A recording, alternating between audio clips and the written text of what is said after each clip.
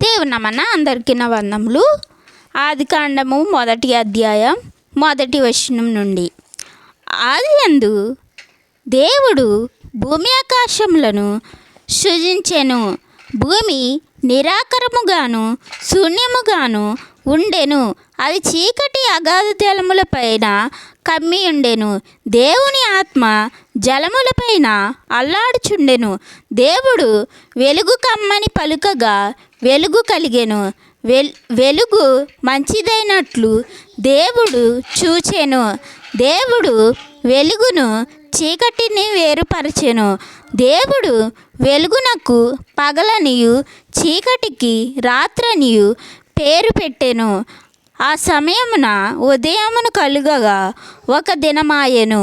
మరియు దేవుడు జలముల మధ్యనొక విశాలము కలిగి ఆ జలములను ఈ జలములను వేరుపరచునుగాక అని పలికెను. దేవుడు ఆ విశాలము చేసి విశాలము క్రింది జలములను విశాలము మీది జలములను వేరుపరచగా ఆ ప్రకారమాయెను. దేవుడు ఆ విశాలమును ఆకాశమని పేరు పెట్టెను. ఆ సమయమున ఉదయమును కలుగగా 2వ దినమాయెను. దేవుడు ఆకాశము క్రిందనున్న జలములలో చోటన కూర్చుండిబడి ఆరిన నేల కనబడునుగాకని పలుకగా ఆ ప్రకారమాయెను. దేవుడు ఆరిన నేలకు భూమి అని పేరు పెట్టెను. జలరాశికి ఆయన సముద్రములని పేరు పెట్టెను. అది మంచిదని దేవుడు చూచెను. దేవుడు గడ్డిని విత్తనములిచ్చు చెట్లను భూమి మీద తమ తమ జాతి ప్రకారము తమలో విత్తనములు గల ఫలమిచ్చు ఫలవృక్షములను భూమి మేలు మొలిపించుగాకని పలుకగా ఆ ప్రకారమాయెను. భూమి గడ్డిని తమ తమ జాతి ప్రకారము విత్తనములిచ్చు చెట్లను తమ తమ జాతి ప్రకారము తమలో విత్తనములు గల ఫలవృక్షములను మొలిపింపగా అది మంచిదని దేవుడు చూచెను.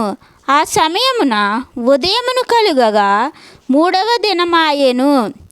దేవుడు పగటిని రాత్రిని వేరుపరచినట్లు ఆకాశ విశాలమందు జ్యోతులు కలుగును గాకనియు అవి సూచనలను కాలమును దిన సంవత్సరములను సూచించుటకై ఉండు గాకని భూమి మీద వెలిగించుటకు అవి ఆకాశ విశాలమందు జ్యోతులై ఉండును గాకనియు పలికెను.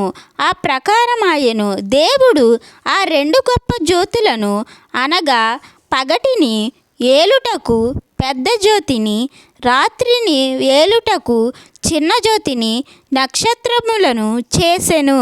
భూమి మీద వెలుగుచుంటకును పగటిని రాత్రిని ఏలుటకును వెలుగును చీకటిని వేరుపరుచుటకును దేవుడు ఆకాశ విశాలమందు వాటినుంచెను. అది మంచిదని దేవుడు చూచెను. ఆ సమయమున ఉదయమును కలుగగా 4వ దినమాయెను. దేవుడు జీవము కలిగి చలించు వాటిని జలములు సమృద్ధిగా పుట్టించిన గాకనియు పక్షులు భూమిపైని ఆకాశ విశాలములో ఎగురును గాకనియు పలికెను. దేవుడు జలములలో వాటి జాతి ప్రకారము జలములు సమృద్ధిగా పుట్టించిన మత్స్యమును జీవము కలిగి చలించు వాటినన్నిటినీ దాని జాతి ప్రకారము రెక్కలు గల ప్రతి పక్షిని సృష్టించెను. అది మంచిదని దేవుడు చూచెను.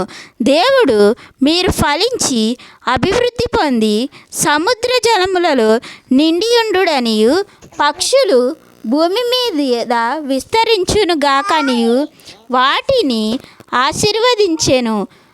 ఆ సమయమున ఉదయమును కలుగగా 5వ దినమాయెను. దేవుడు వాటి వాటి జాతి ప్రకారము జీవము గల వాటిని అనగా వాటి వాటి జాతి ప్రకారము పశువులను, పురుగులను, అడవి జంతువులను భూమి పుట్టించుగాకని పలికెను. ఆ ప్రకారమాయెను. దేవుడు ఆయా జాతుల ప్రకారము అడవి జంతువులను, ఆయా జాతుల ప్రకారము పశువులను, ఆయా జాతుల ప్రకారము నేలను ప్రాకు ప్రతి పురుగును చేసెను. అది మంచిదని దేవుడు చూచెను. దేవుడు మన స్వరూపమందు మన పోలిక చొప్పున నరులను చేయుదము. వారు సముద్రపు చేపలను, ఆకాశ పక్షులను, పశువుల సమస్త భూమి మీద ప్రాకు ప్రతి జంతువును ఏలుదురుగాకనియు పలికెను. దేవుడు తన స్వరూపమందు నరుణ్ణి సృష్టించెను. దేవుని స్వరూపమందు వాని సృష్టించెను. స్త్రీనిగాను పురుషునిగాను వారిని సృష్టించెను. దేవుడు వారిని ఆశీర్వదించెను. ఎట్లనగా, మీరు ఫలించి అభివృద్ధి పొంది విస్తరించి భూమిని నిండించి దాని లోపరుచుకొనుడి. సముద్రపు చేపలను, ఆకాశ పక్షులను, భూమి మీద ప్రాకు ప్రతి జీవిని ఏలుడని దేవుడు వారితో చెప్పెను. దేవుడు, ఇదిగో భూమి మీదనున్న విత్తనములిచ్చు ప్రతి చెట్టును, విత్తనములిచ్చు వృక్షములు గల ప్రతి వృక్షమును మీకిచ్చి ఉన్నాను. అవి మీకు ఆహారమగును. భూమి మీద నుండి జంతువులన్నిటికీ, ఆకాశ పక్షులన్నిటినీ, భూమి మీద ప్రాకు సమస్త జీవులను, పచ్చని చెట్లన్నీయు ఆహారమగునని పలికెను. ఆ ప్రకారమాయెను. దేవుడు తాను చేసినది యావత్తును చూచినప్పుడు అది చాలా మంచిదిగా నుండెను. ఆ సమయమును ఉదయమును కలుగగా 6వ దినమాయెను. Amen. God bless you all.